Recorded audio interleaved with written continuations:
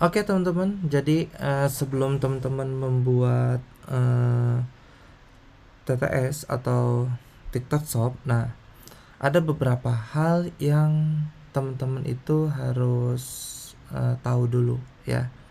Jadi terutama kan kalau di penjualan, teman-teman itu kan harus punya produk yang banyak diminati oleh audiens. Yang kedua, untuk permintaannya itu cukup tinggi ya, high ya, cukup tinggi ya. Jadi produknya ini nanti akan mudah terjual. Nah, selanjutnya teman-teman harus riset.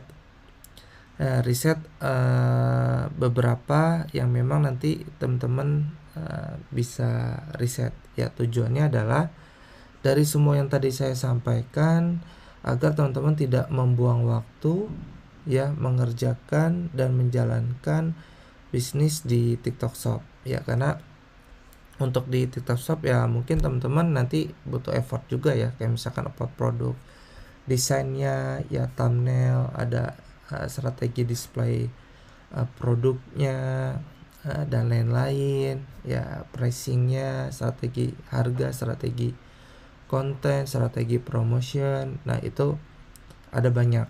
Nah, jadi pikiran dan tenaga teman-teman pasti nanti akan kebuang ke sana beberapa persen. Nah, di sini saya akan paparkan sedikit ya sebelum teman-teman masuk ke TikTok Shop. Yang pertama itu adalah produk. Ya, produknya ini harus nagih, teman-teman. Ya, ibaratnya untuk produk ini experience-nya ya atau pengalamannya customer atau ekspektasinya ini sesuai dengan ekspektasi si audience, yang nanti akan membuat reputasi si brandnya ini bagus ya, storynya ini cukup bagus ya, sehingga nanti melahirkan MTM ya, mulut to mulut yang sangat baik, sehingga mudah dicari dan direkomendasikan oleh si audience.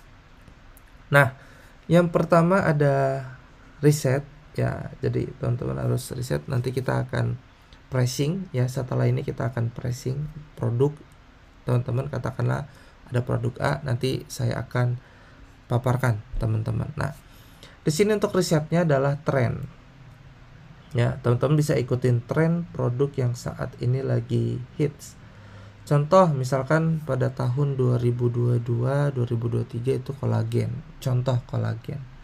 Atau di tahun-tahun sebelumnya ada propolis ya, misalkan propolis Hepro yang saat ini lagi hits, yang lagi bagus ya, propolis Hepro. Nah, teman-teman bisa riset ya, riset trennya itu di TikTok itu ada untuk dashboard produk yang bagus lah istilahnya, yang FYP contoh cuka apel. Nah, itu teman-teman boleh ya. Teman-teman di sini produknya boleh produk sendiri atau produk dropship ya.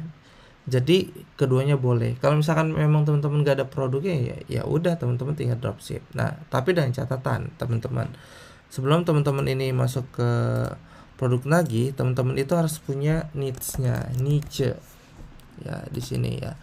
Di sini teman-teman harus punya niche ya. Niche itu apa teman-teman? Niche itu adalah tema atau konsep ya.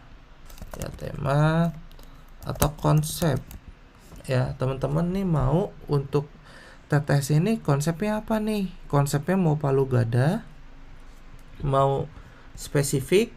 Nah, jadi ada dua nih untuk di di niche ya, mau yang palu gada ya atau mau yang spesifik. Nah, contoh palu gada apa aja teman-teman? Ini bisa jual contoh ada skincare, ada herbal, ada parfum, ada fashion. Itu adalah toko palu gada. Ya, sedangkan untuk di niche ya dengan spesifik itu teman-teman hanya fokus mau di healthy ya, kesehatan, mau di fashion ya di fashion. Nah kesehatan itu kan banyak ya. Nah kalau untuk di fashion itu teman-teman bisa tuh fashion pria, fashion wanita, fashion anak-anak, fashion keluarga. Nah, itu ada turunannya. Tapi untuk di awal ini teman-teman harus tahu dulu nih needs-nya ini mau kemana. Ya mau gimana nih toko ini gitu.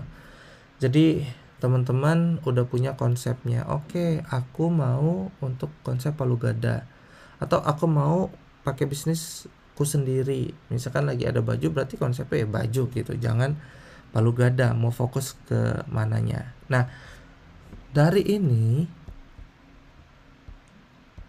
teman-teman ini maunya ke arah hit and run ya. Atau teman-teman memang mau ke arah sustain. Artinya adalah niche ini nanti akan bisa berubah-ubah teman-teman. Produknya ini yang jualannya misalkan bagus nih 6 bulan ini ya ini aja, nggak bagus ini aja gitu. Yang bagus ini sustain, lebih ke arah kita nge-branding teman-teman ya, lebih ke arah branding. Nah kalau produk sendiri lebih baik ke sustain branding niche-nya, jadi spesifik di sustainability lalu masuk ke branding nantinya. Nah bicara mengenai riset teman-teman ya, tadi ada tren ya, analisa pasarnya seperti apa dan bagaimana ya, cek dulu penjualannya berapa, terus keywordnya udah berapa orang yang bahas, itu kelihatan kan videonya dan lain-lain. Pricing nanti kita bahas. Umur ya, rata-rata nih mau spesifik ke umur berapa ya. Lalu ada analisis SWOT, ini yang paling penting teman-teman ya. Jadi analisis SWOT ini teman-teman harus bisa ngeker nih kekuatan ya. SWOT itu kan strength, weakness, opportunity, dan threat ya, kekuatan dari si produk atau brand atau toko teman-teman ya, lalu kelemahan dari toko dan brand atau produk teman-teman, lalu ada opportunity, peluangnya, dan ancaman. Contoh kekuatannya apa? Oke, kekuatannya adalah toko saya. Ini kalau toko, bicara dengan toko saya memiliki promo yang konsisten setiap minggu, diskon flash sale misalkan, yang melebihi angka dari kompetitor atau produk. Oke. Kekuatan produk saya adalah memiliki ingredient vitamin D yang tidak dimiliki oleh kompetitor misalkan, contoh ya. Itu yang menjadi contoh. Lalu masuk ke kelemahannya apa? Oke, toko saya tidak ada untuk promo misalkan potongan ongkir, atau tidak ada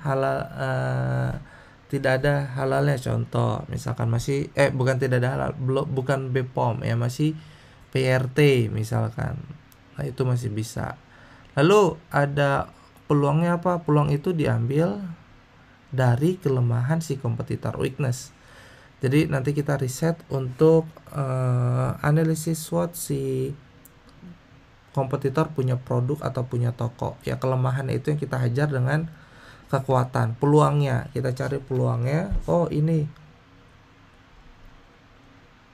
peluangnya, nah ini nanti bisa untuk dikeker. Lalu ancaman, bahwa ancaman ini setiap toko, setiap produk ini pasti punya ancaman ya, karena inovasi kompetitor ini terus berjalan, terus berpikir sekreatif mungkin. Jadi teman-teman harus bisa juga ya, harus bisa juga berinovasi ya. Jangan nanti teman-teman udah punya toko ya udah gitu-gitu aja, dekorasinya nggak dimainkan, thumbnail produknya nggak dimainkan, terus pricingnya nggak dimainkan, videonya nggak dioptimasi, sehingga teman-teman akan kalah dengan kompetitor yang terus berinovasi dari yang tadi saya sampaikan.